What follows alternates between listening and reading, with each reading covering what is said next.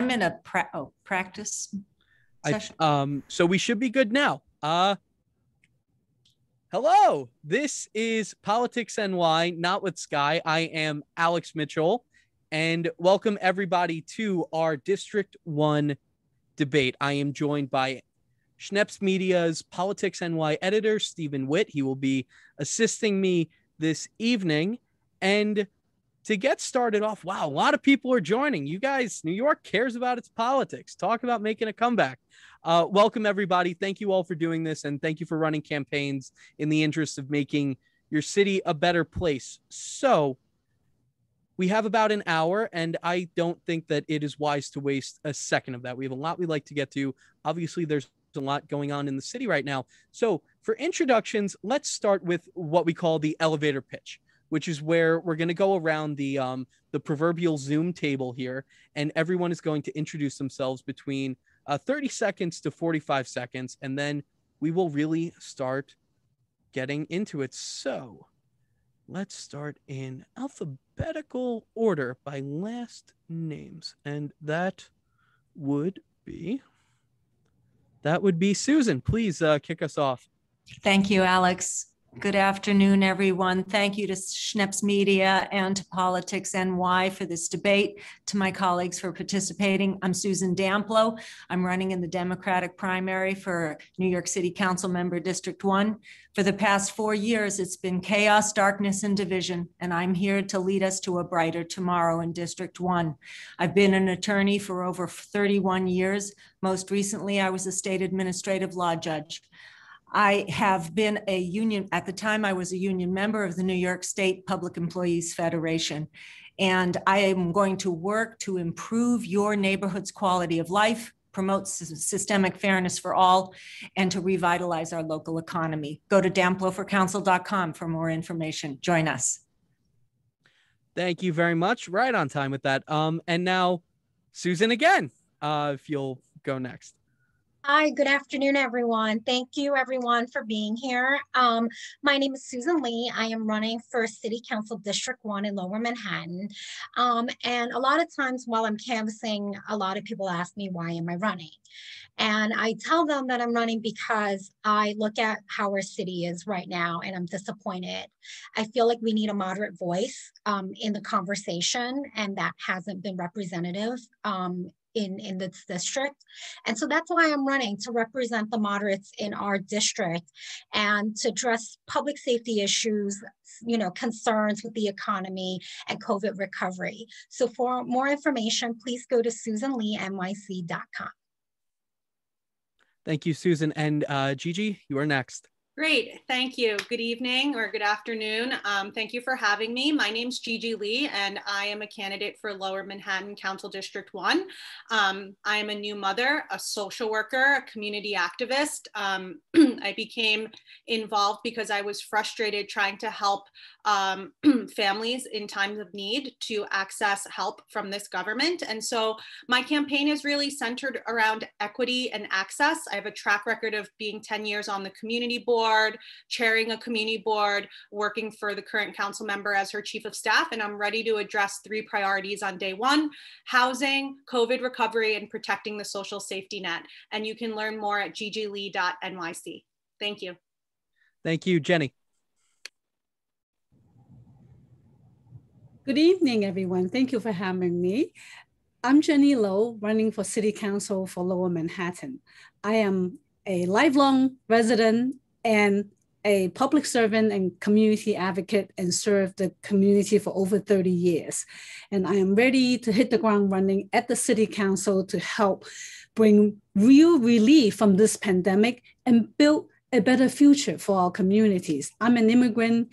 Family came here when I was 12, learned English in New York City public schools while working in the evenings and weekends in a coffee shop in Chinatown. And since then, I have been serving as a nonprofit leader, a director of community engagement at the City Council, and a elected Democratic district leader in Lower Manhattan.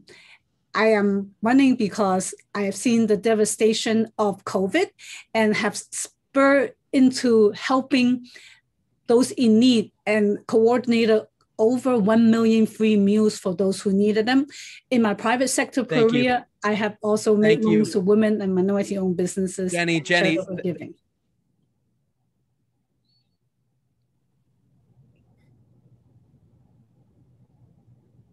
Did you stop me for a reason? Yes. Elevator pitch, 30 to 45 seconds, please. Maud, if you could unmute now. Thank you. Sure. Hello, everyone. My name is Maud Marin. I'm a Democrat running for City Council in District 1. I'm a mom of 4, a public defender, an elected community education council member, and a common sense candidate. I graduated from Barnard College and worked for the New York City Parks Department before attending Cardozo Law School and becoming a public defender. And in that role, I represented thousands of New Yorkers in criminal court. So I stood up to make sure their voices are heard, their rights are protected, and their needs are met. As an elected community education council member, I helped to secure a $2.6 million grant to integrate our schools and helped to establish the first universal pre-K dual language program in our district. I am running because I know that New York City needs clean, safe streets and subways. We need excellent public schools that lift up all our students. We must focus on our small businesses in order to recover from COVID-19 and the devastating losses that we faced as a city in order to have a safe, thriving, open New York City again. And if you want to learn more, you can visit my website. Okay. And Christopher. Hi, everyone. Thank you for joining. My name is Christopher Marte, and I'm running for City Council in District 1. Because the past 12 years, we've seen real estate developers control what goes on in our community. Whether it's the approval of 4 luxury towers in the Two Bridges waterfront, a massive jail in the heart of Chinatown, or a proposal to bring skyscrapers to Soho and NoHo, our council member has turned a blind eye to all these deals. As we move forward, we need someone that's going to educate, organize, and fight for our community. And that's what I've been doing for years. With my experience and track record of building coalitions throughout this district, whether you're a parent in Tribeca, a restaurant worker in Chinatown, or an artist on the Lower East Side, we have been victorious in fighting back against the city and special interests. And now we need someone who's going to fight for us in City Hall. And that's why I'm running. So thank you for having me. And I'm excited about the questions and this entertaining forum. And Christopher, you hit the time on the nose. Thank you so much. Now, Denny, up to you. Okay. Thank you, PoliticsNY and my fellow candidates for joining in tonight's debate. I'm in this race to provide solutions to the problems that we're facing. Everything that was highlighted in 2020 has yet to be solved. And I wrote my American Dream Plan that is the most substantive policy platform out of anyone in this race. And you can check it out by visiting dennysalas.com. And you will see how my policy platform connects education, the economy, and housing, and how we need to provide substantive solutions to all those problems. And what I want you to do at home tonight is listen closely. Listen who has an actual policy idea in order to solve our problems and who's actually just regurgitating slogans. Because that is something that we've been so used to for so long. And that is something that we cannot do anymore. So thank you for having me tonight. Listen closely, and I appreciate everybody. Thank you. Bye. Thank you very much. And Tiffany, you will close us out to begin the debate. Great. Thanks so much for having me here this evening. I'm Tiffany Winbush, a Democrat running to represent Lower Manhattan on the New York City Council. I chose New York City as my home over 15 years ago. District 1 is a place where I became a partner to my husband, a mother to my daughter and my son, both who are public school students, and where I've made lifelong friends. I come from a family of helpers. We have always been told that we should help others whenever is needed.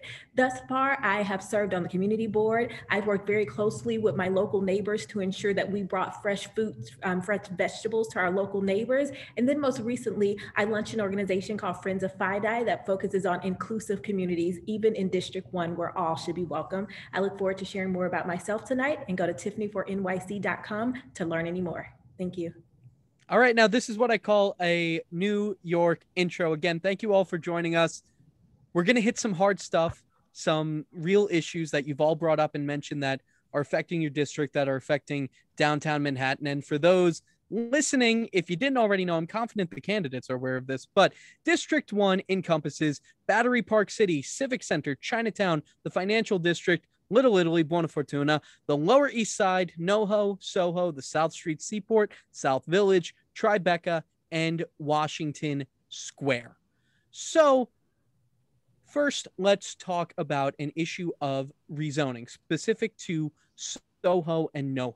Now, the city planning department had delayed certifying the Soho and NoHo rezoning that encompassed 56 blocks that were across neighborhoods, and it was eliminating restrictions. Steve, correct me if I'm wrong on any of this. It was a permit-only light manufacturing use on ground floors, and it paved the way for 2 million new square feet for residential space that included affordable housing. Now, going again, let's go in reverse alphabetical order. It'll be like the NFL draft. About how everyone feels with this. So Tiffany, if you want to start us off.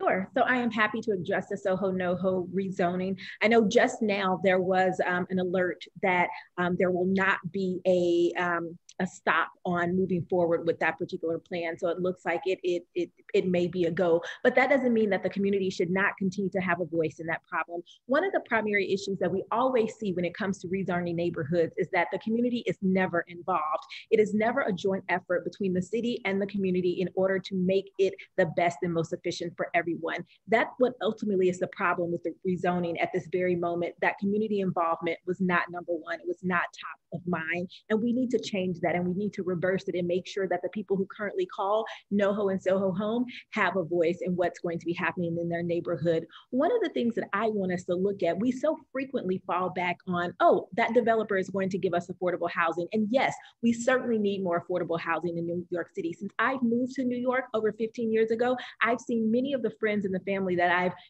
developed relationships with had to leave. So yes, we know that affordable housing is important, but why don't we look at some other routes before we go into building more luxury towers? Why don't we take an opportunity to look at government-owned land and businesses and see if we can convert those? We know that tourism to New York City is down drastically, and business tourism will probably not return to the levels that it was prior. So how can we use hotels that are currently vacant to convert them into affordable housing? I want us to, as a city, not only always look at the developers to bring us affordable housing, but I need the city to get the courage to develop its own affordable housing based on the resources that they have. So I support affordable housing. I support the need to build more in New York City. I realize that New York City is a place where building and change is going to happen. I'm not anti-development, but I want to make sure that the community, number one, always has a voice. And I want to make sure that we look at all of our options before we decide to build new luxury towers and say that we need to build them for affordable housing. Thank you. So something we definitely should have mentioned before we started this. And again, this is Stephen and I's first production together. So just like the whole last year has been, it's a bit of a learning experience. So please, we're aiming to have responses between 90 seconds and 2 minutes. Tiffany, I apologize. We definitely should have told you that before you started. No worries. I'll remember that going forward. Okay, Denny, please. I've been very vocal about my support of rezoning NoHo and Soho. I wrote an op-ed about this in the Gotham Gazette. And I started off by sharing my own personal story, where my family and I, we grew up in poverty. We didn't grow up with a lot.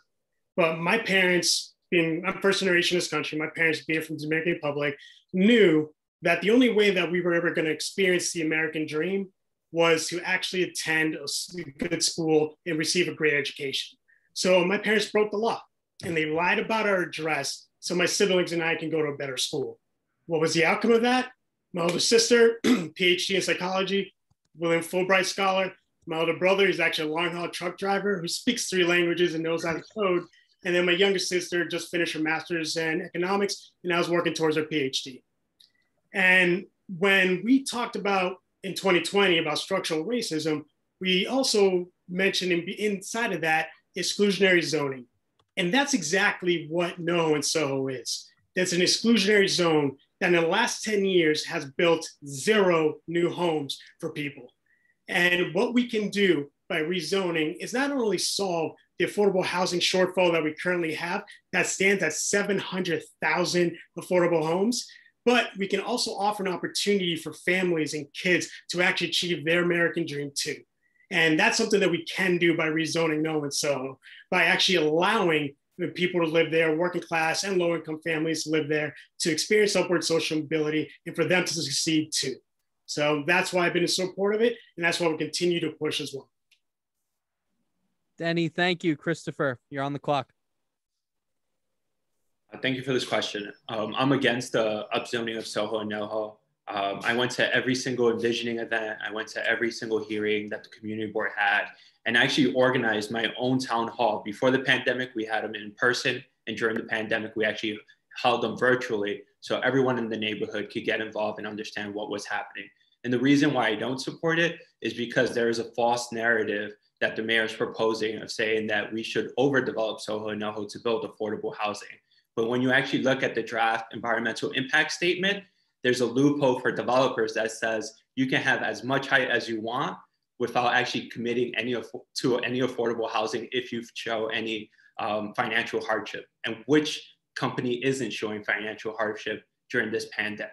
And so I believe this is a lose-lose for our community. It also doesn't give people who are living in affordable houses right now in Soho and NoHo through joint work-live quarters an opportunity to transition to new affordable housing.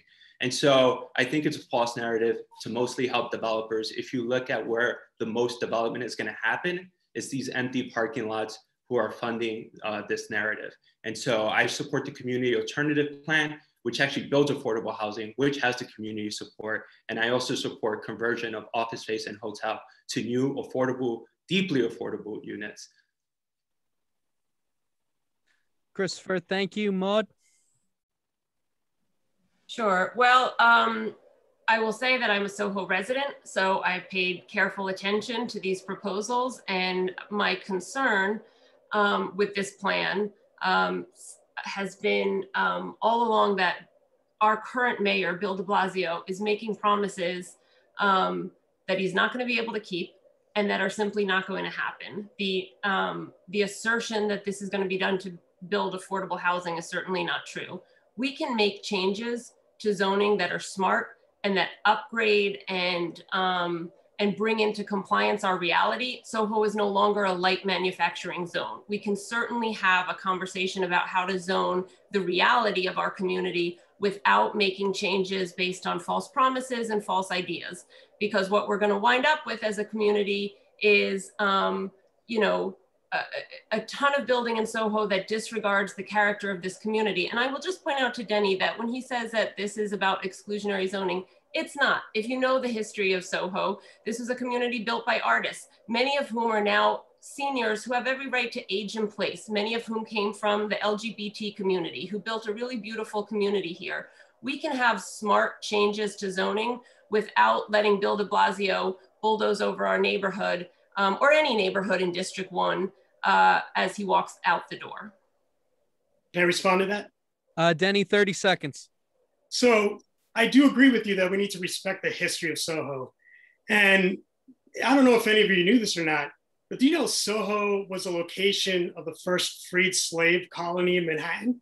So you're right. We do need to respect the history of Soho and actually allow Black and brown families to live there once again. And that's what we can do by building more affordable homes. Okay, thank you both. Jenny? So I'm opposed to the current proposal for Soho rezoning. In my guiding principle for any development are two key words: responsible development. What that means is that development that involves full community input, where it is transparent from planning to discussion to execution. The community must have input and stakeholders must have input into that proposal or the development. We have to have a transparent process and comprehensive planning for the community. You can't just put housing and not think about where are the schools, where are the childcare centers, social service, senior centers, and grocery stores.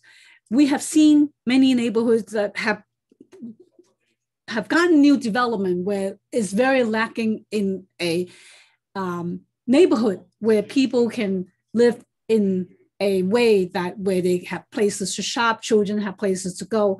And so for the Soho rezoning, the way it is proposed, it has a community preference. So that means it's going to leave out many low-income communities of color. individuals who are not from that community. And the zoning that the mayor wants to have it done will allow big box stores to come in and invade that neighborhood that is full of historic nature in terms of the building and the characteristic of the building. And it would basically lead to building of luxury housing. There's not enough affordable housing that they are dangling it with us. It is a forced choice that the mayor is giving to us. We need to make sure that developments are not simply to build high-rise building for the wealthy, and we need to have the community lead the process, not the developers. Thank you, Jenny. Gigi, your thoughts?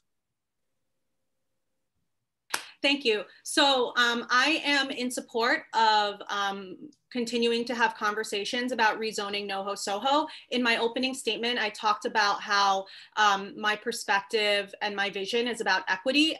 This is a prime example.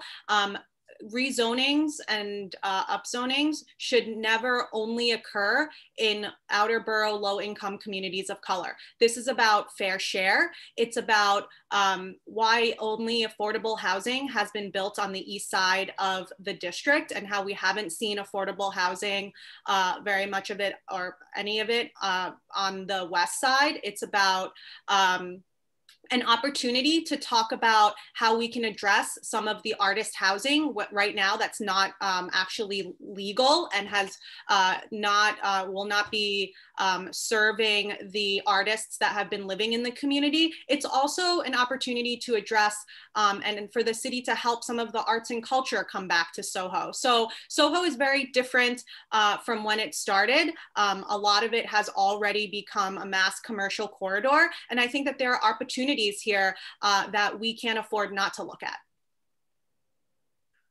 Thank you. And Susan. Thank you. Right. Oh, sorry. Oh, Susan Lee. No, yes. Okay. Susan Lee. Yes. Sorry, Susan Damplow. You're next.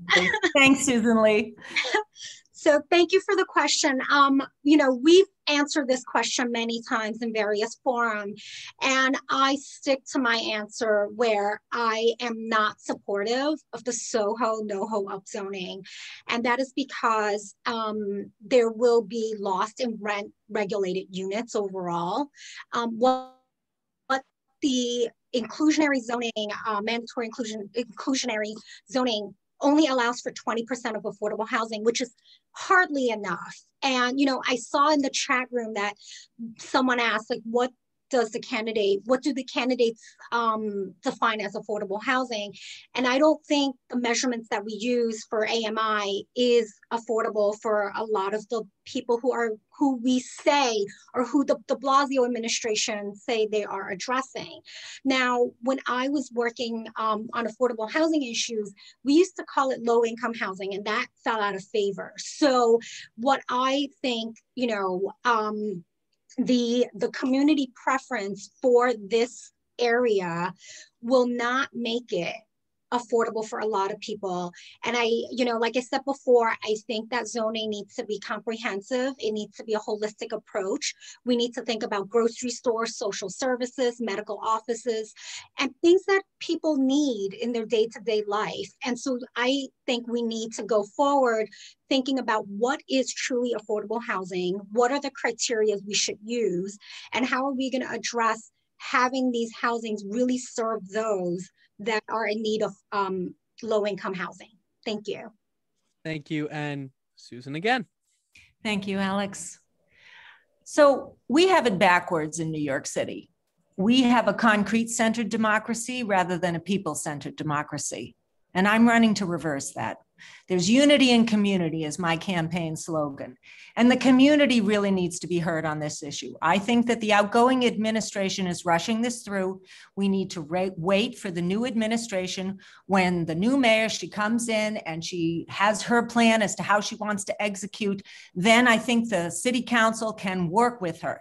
And I will say the strong mayoral system implies that there is a weak city council by corollary. So we need to step up as a city council and work very hard to see that this upzoning is done appropriately.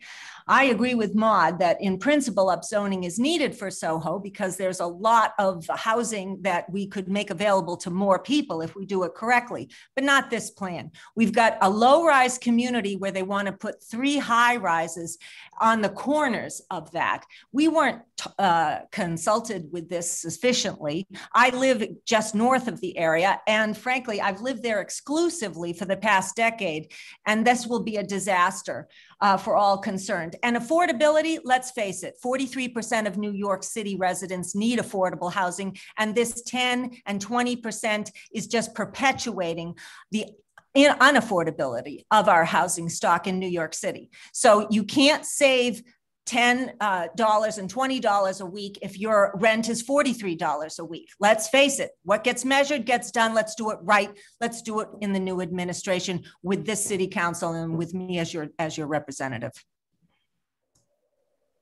All right, you all have some very powerful opinions on this topic, and I'm glad that we got started with this. And for any audience members who do have questions that they would like to ask, please drop it in the Q&A. And if we have time at the end, we'd love to go over it. Of course, that's a very big part of this. I just lost my train of thought. I'll be perfectly honest about that. But we're moving on to something else, perhaps even, dare I say, good news or very important news that's going to affect the immediate future of not just Manhattan, but New York City as a whole. And that is the speculation that possibly as early as May 19th, the city could be entering full reopening or a grain of full reopening.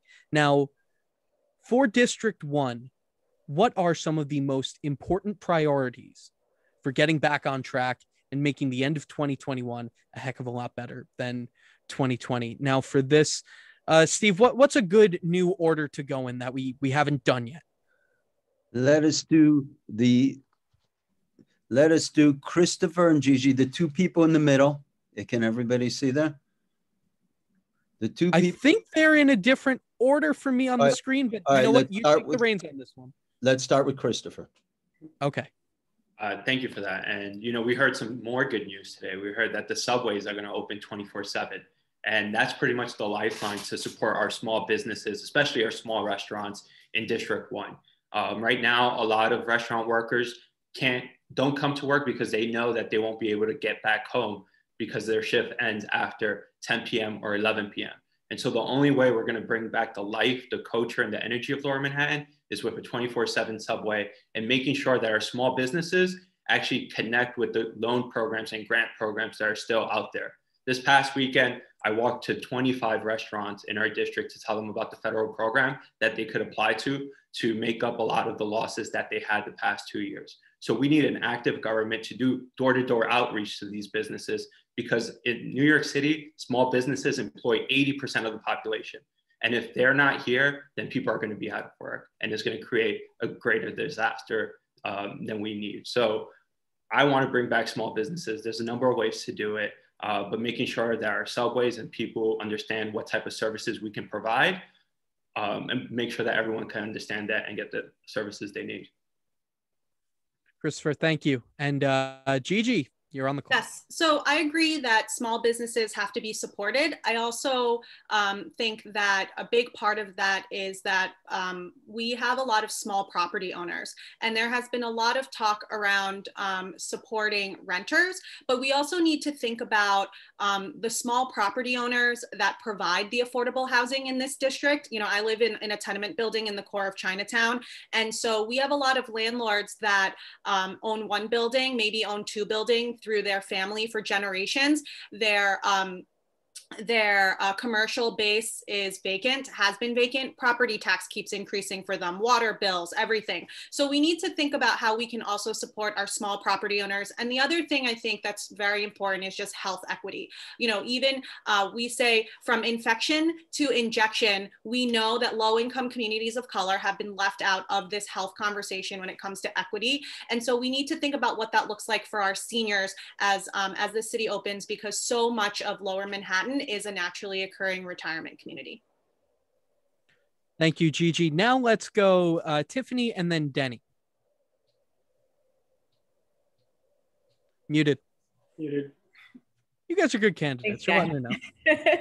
So a couple things that I would focus on in order to get us back on our feet and have a successful 2021. Number one, we have to get shots in arms, right? So in order for our city to get back to its vibrancy, people have to make sure that they are fully vaccinated. I know currently people can walk into any testing site, but that is still a barrier. We need to take those shots to where people are. So we need to go to our local parks. We need to go to our NYC developments. We need to go wherever people are hanging out to encourage them to get their vaccination. So we have to get shots in arms, and we have to do that ASAP. Our small business owners are the backbone of so many of our communities, and we know we want to make sure that they're still here on the other side of COVID-19. So what do we need to do in order to make sure that they're still here? No strings attached grants, things that they don't have to pay about. I know that we have done away with the curfew, so that means that they can stay open a little bit longer. And I want us to think long-term as well about how we can really focus on ensuring that open restaurants is something that we can do and we can maintain going forward. So I would really focus on those. And finally, it's not a big, hairy, audacious goal, but I've heard this by so many people.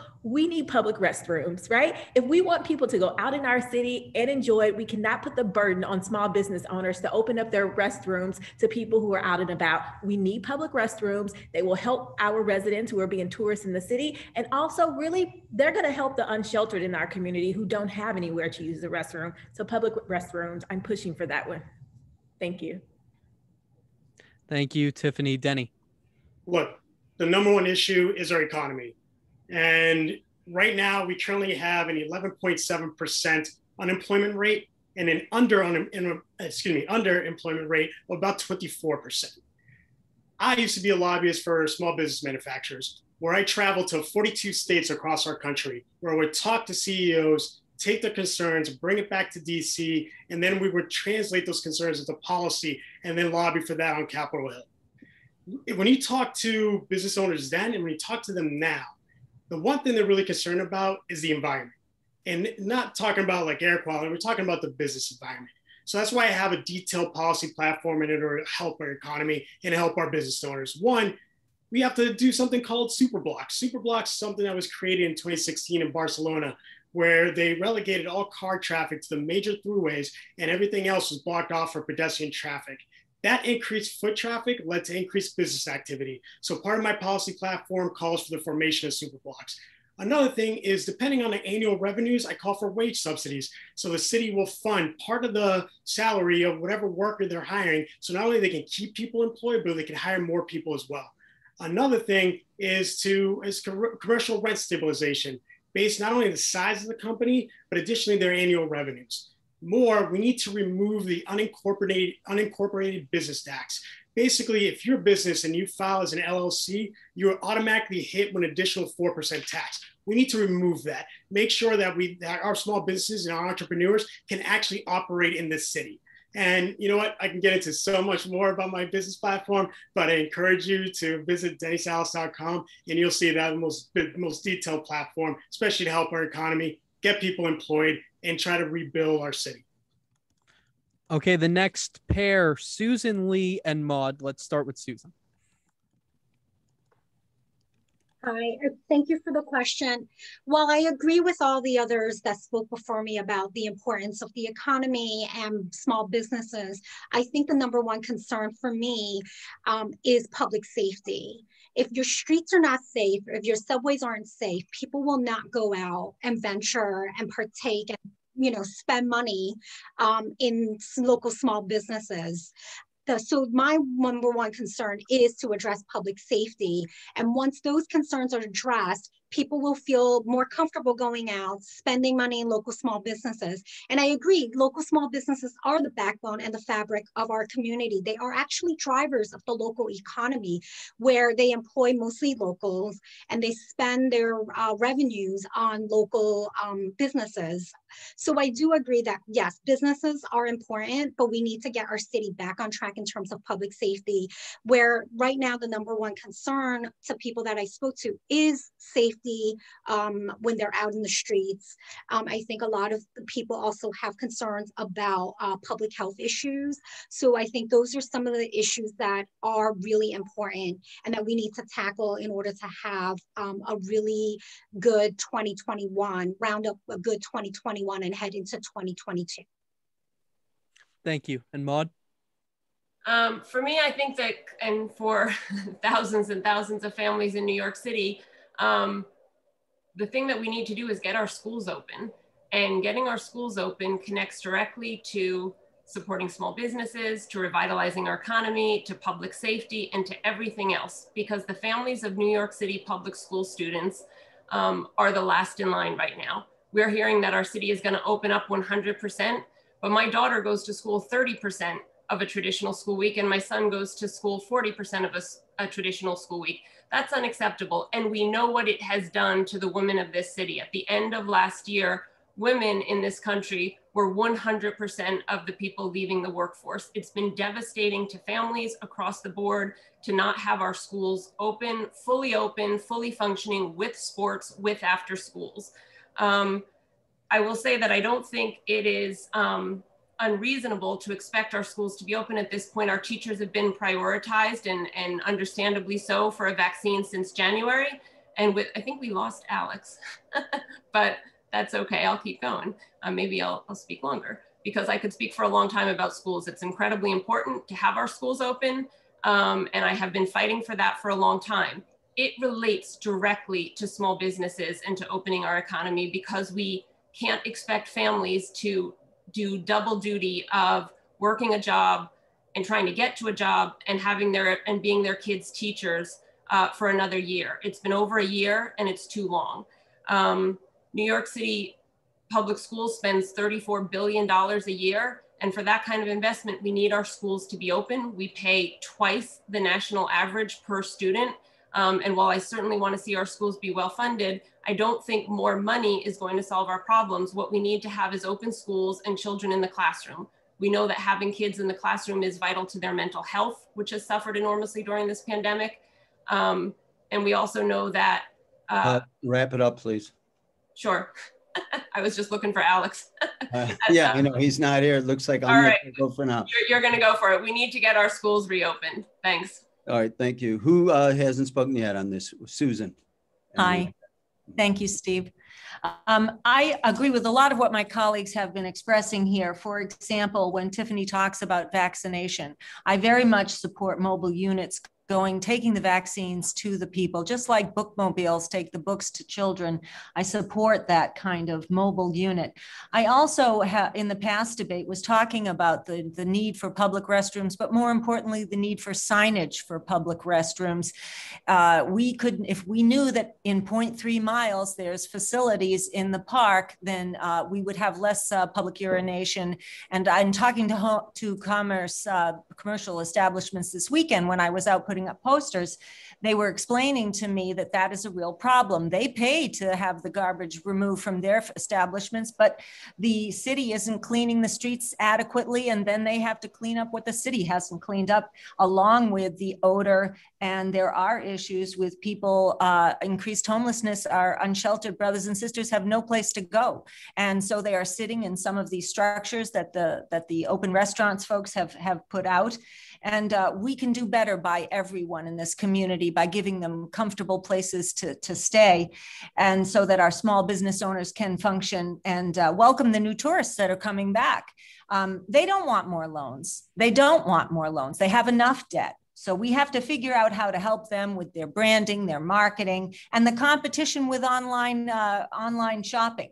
Those of us, we have to talk the talk and walk the walk and support our local businesses. The Small Business Services Administration can do more. And when I'm in City Council, I will definitely advocate for better services for our small businesses. Thank you. Thank you all. I don't know what quite happened. Wait, Jenny had, I'm sorry. Oh, no, what were you saying, Steve? We still have Jenny to go. Yeah. Oh, that's right. Sorry, technical difficulty. I'm back. Jenny, please. Hi, Alex. Welcome back. Thank you. Throughout the pandemic, you have seen that there are many issues that have caused our community to live in fear and not knowing when things are going to open up and where the next meal comes from. And so food insecurity, in my opinion, is something that I would put as a high priority to address post-pandemic. I have held coordinate over 1 million free meals, working with a program where a nonprofit organization purchases meals from restaurants that keep the restaurant workers working during the pandemic, and using the money that they fundraise from private sources, purchase the meal and deliver those meals, working with local complex resident leaders and volunteers to deliver those meals to those who are in need. This is a program that is also a win-win-win situation, in my opinion, where meals are purchased from local restaurants. They're not purchased from somewhere upstate, where shipped down here, and they are culturally sensitive. You know, it's one thing that if you keep serving people cold sandwiches, it doesn't work. A meal is a meal that should be nourishing, nutritious, and also culturally sensitive. So that's one of the issues that I believe needs to be worked on. And also for low-income individuals who have the EBT card, the SNAP program, during the pandemic, they really need to be able to use that to make purchase of the meal, because at the peak of the pandemic, they couldn't even go out to buy food because there was so much. Most of the individuals who hold the EBT cards were seniors. And I work with a bunch of volunteers, and we actually found a way to help purchase the food, working with a distributor, bringing the food that they order into the home, to the doors of the seniors, and use the EBT card to make that purchase. So we need to really think about, how do we serve the individual, those who are most vulnerable? And for small businesses that are not restaurants, they need help.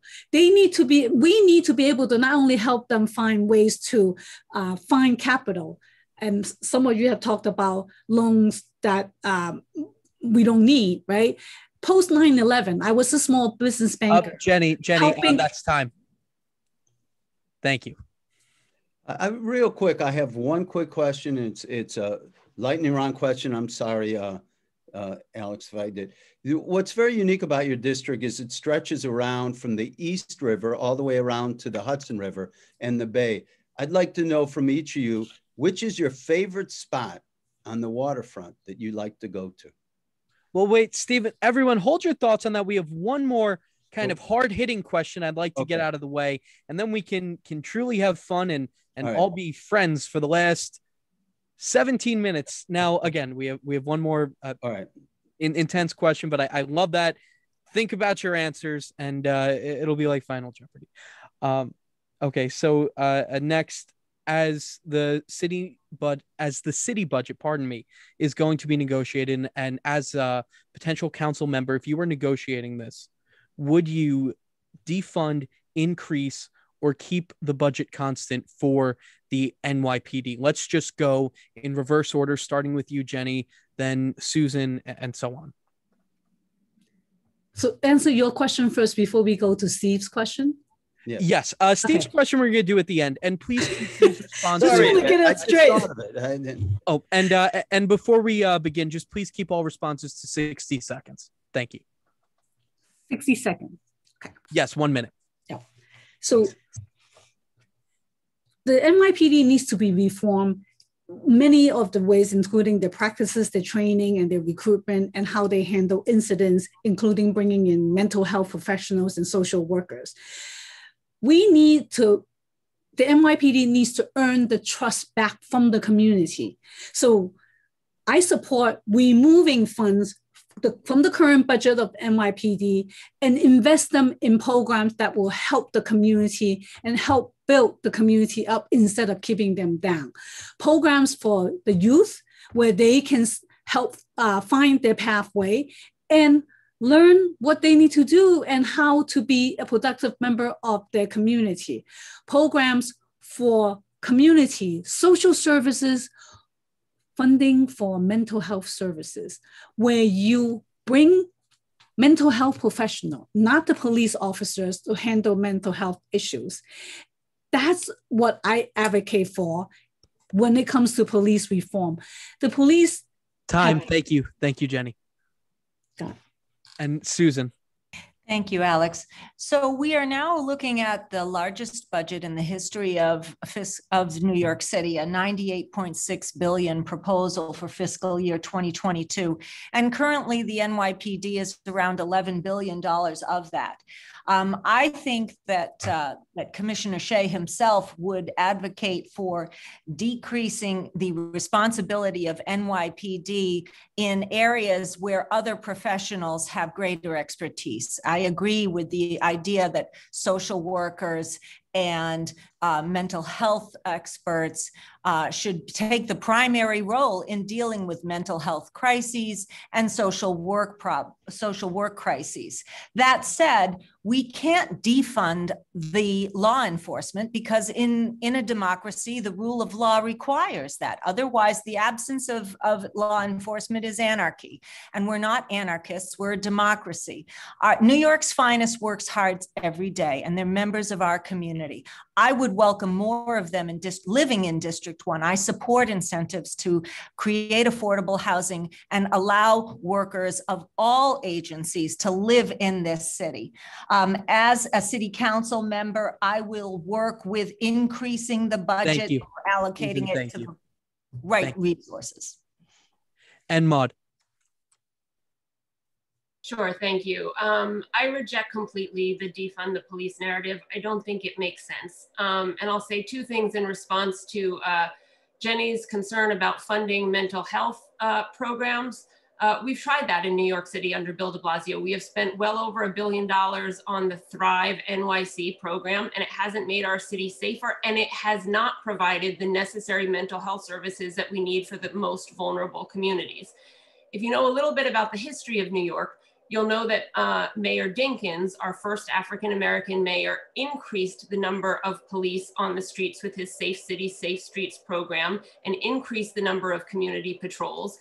And the crime decrease that our city has enjoyed for the last many decades, up until just recently, began under Mayor Dinkins. Giuliani gets all the credit for it, but it actually began under Mayor Dinkins. And it was a direct result of the investment in community patrolling and putting more police on the street. We absolutely cannot fall prey to the idea that we can remove police officers and substitute social workers for what is a law enforcement function and have a safe city. Thank you.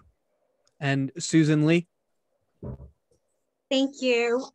So I just want to say I agree with Susan and Maud in terms of we do need the police. I am not for defund the police. I think we need to invest in our police. We need to recruit more police officers. There has been a report that said that there's been an increase of 75% retirement and departure rate in the NYPD. I spoke with a local precinct recently and they told me, you know, Susan, it's a great idea. You know, we are for community policing, but we don't have enough police officers on the ground to do community policing, to walk the beat. He started at the precinct about 10 years ago, and he said that his manpower is down by 50%. So I think that, you know, the sentiment is we need to recruit, diversify our police forces. We need to promote, you know, people, officers of color to management positions. Thank you, Susan. Thank you. Okay. And Denny. Look, my father-in-law has been a police officer for over 30 years, and I love that man to death. He's one of the best men I've ever met in my life. And he will tell you that the one thing police can't stand are bad cops like Derek Chauvin. I released a very detailed police reform plan in June of last year that calls for numerous measures of accountability. And the one thing that we often overlook, though, is what is the underlying issue that causes some of our police officers to not do their job well. And NYPD right now has the highest suicide rate of any subgroup within our population.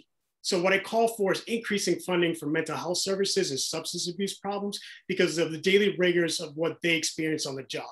But I also call for higher base pay. So they're not taking paid details. So they're working just 40 hours, maybe 50 hours, not 70 to 75 hours like they're doing now, just to stay alive. Now, one thing that I really kind of have problems with is a zero-sum mentality that comes with slogans. And Denny, in this race, the only person that called for defunding the police has been Chris Marte. That's it. Denny, get away from that. Denny, gotta cut you off now. Thank you. Tiffany. So this is a question very near and dear to my heart. We have to reimagine the police. What we have now is not working. I am a Black woman. I'm married to a Black man. We are raising 2 Black kids. And if there were ever to be an encounter with NYPD, I don't want that encounter to be one of serving and protecting. I do not want to be planning a funeral for my husband because he's gotten into an encounter with the NYPD. So we need to reimagine police. There is obviously something that is not working. It needs to be about serving and protecting. Now, show me a community that has high crime, and I will show you a community that is underfunded, that does not have economic opportunities. Ask yourself right now, why is it that I am a person who is not out committing crimes, not out hurting others? It's because all of our needs are taken care of. When your needs are not taken care of, you are going to do whatever you think you need to do in order to ensure that you have what you need, your needs taken care of. So we have to absolutely reimagine the NYPD, how they are serving and protecting our community. We need to make sure that funds are going to the right departments to ensure that mental health is taken care of. We cannot continue on the same path that we are going now. Something has to change. Tiffany, thank you. Gigi. Great, thank you. I am for reform. I think we need to look at what works and invest in that, and then what doesn't work and like move on from that, right? And so, for example, our police officers need to get more training before they're out on the streets. And so I think that that is very important. What I think is also overlooked is that even during the Bloomberg administration, when every agency was getting cuts, the police, NYPD, was either held harmless or their budget continued to get larger, right? All I'm asking is that the accountability and transparency that every other agency has to show to the city council, that NYPD show that as well. Neighborhood policing works. Let's expand neighborhood policing. $75,000 dog robots don't work. Let's get rid of the $75,000 dog robots, right? I think that we have to look at this from a common sense approach. And also let's look at statistics, right? With the rise in Asian hate crime, you can't create a new bucket and say it's COVID related just so you can move some statistics around. It's all about transparency and accountability. Thank you, Gigi. And Christopher. Yeah, I believe we should reallocate funds from the NYPD to actually help people on the ground. We're facing a housing crisis, a mental illness crisis, economic crisis for people and families, and we have to reallocate the funds to make sure they get the care they need. Whether it's social workers in schools, make the proper people with the proper education doing outreach to people who are experiencing homelessness, and that's where we're gonna get the funds from. And so, like Gigi said, we shouldn't be wasting close to $90,000 on a robot dog. Instead, we should be investing in people. And now we have EMS workers who are underpaid, asking for more money. But our city is saying we don't have enough money to support the people who are on the front lines. I think the money should go to them so they could keep on being the best first responders that they are. And to push back a little bit on Maud, the reason why Thrive New York failed is because we did not hold our mayor accountable. I'm the only candidate here that has filed lawsuits against our mayor, rallied against him, collected signatures for petitions to push back on him. And that's the type of city council person we need. We don't know who's going to be the next mayor. Christopher, thank you. Someone that's going to be independent and keep them on check. Thank you. Let me also be clear that he's only filed lawsuits against affordable housing. That's what he's literally filed lawsuits against. Any building of new affordable housing.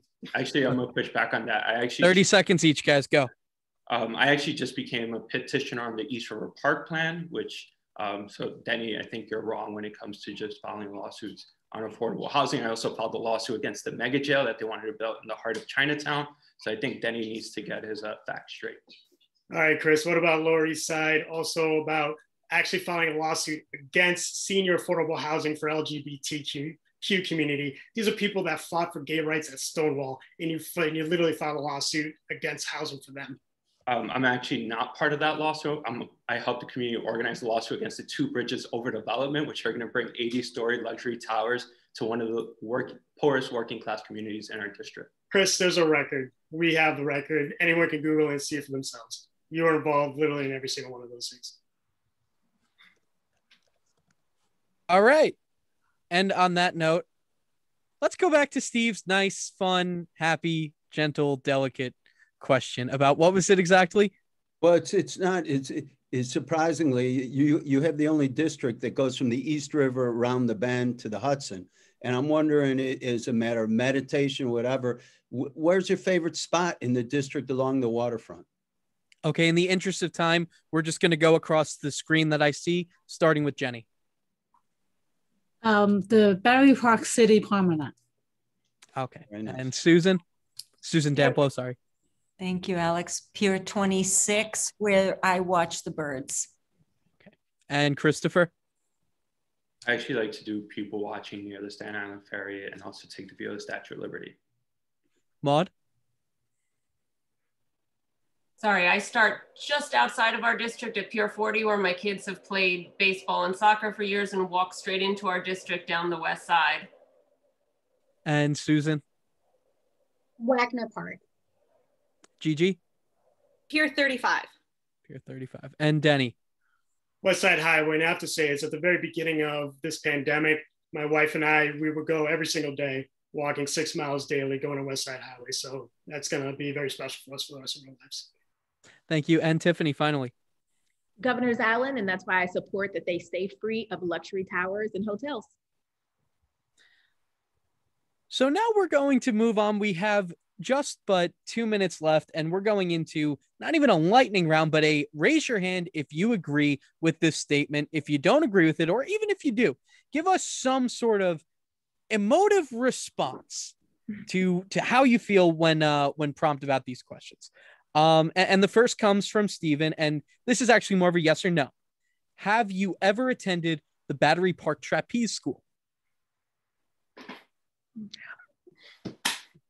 I have not, but my kids have. Okay. All right. So that's close enough. Have you ever fished off any of the waterfronts around the district? Yes. 1, 2, 3. Did I miss anybody? Yeah. And Christopher. Okay. Very, very cool. I have not fished since I was a little kid with my grandfather. We didn't eat it though. Okay. So now this one I personally put in, and there is a right and a wrong answer. No pressure. Should the Houston Astros be booed when they return to Yankee Stadium Tuesday? Yes. Definitely. Yeah. Okay. All right. See, we can all agree on something. And this is another question I just had to put in. If you don't know the show, that's okay. But does Tony die in the finale of The Sopranos? Yes. Actually, my television was just broken at the end. Anybody else want to weigh in on this? Well, do you know the reason why he does die? Does anybody know? I've come up with several theories on that, but that would be another hour of debate. I'll tell you just real quickly. Basically, when you look how the director does that entire last scene, he switches to Tony's point of view at every single time that the doorbell rings when someone's walking into the restaurant. So at the very end, doorbell rings, cuts to black, means he's dead. Well, actually, I believe in the members only theory, where the man who went into the bathroom, just like how Michael Corleone did, and that is Tony's favorite scene. Okay. No, but that's Thank part you all of it. for attending today. Actual, like the way that it's actually deliberately set up, you'll see. Watch it again, you will see it's incredible. Great We'll direction. discuss this further in person, because I have many theories. Also, on the walls, never had the makings of a varsity athlete. There's a varsity athlete on the wall. Anyway, besides the point, thank you all for joining and attending our Schneps Media debates, the rapid fire. Steve, thank you so much. Thank you to all of the candidates. I think that this has been wonderful. I apologize for my technical difficulty earlier, but again, thank you all for the campaigns that you're running to make your city a better place. And Steve, at 6:30, we will be back online with District 3. Bye, everyone. Thank you. Thank you. Bye, everyone. Thank you. Everyone. Bye, everyone. Thank you. Bye. Bye. Steve, I told you that Sopranos question was good. Wait, there's still some people on here, I think. Hold on. I leave. Yeah, Thank you. Thank you. Thank you all. Oh, man. I thought it went pretty good. Yeah. All things considered, I think we did a good job. No, I thought it was good, huh? Woo. Let me let me prep for the next half hour because I didn't do it. So just stay. I'm going to mute myself. Next one's 3.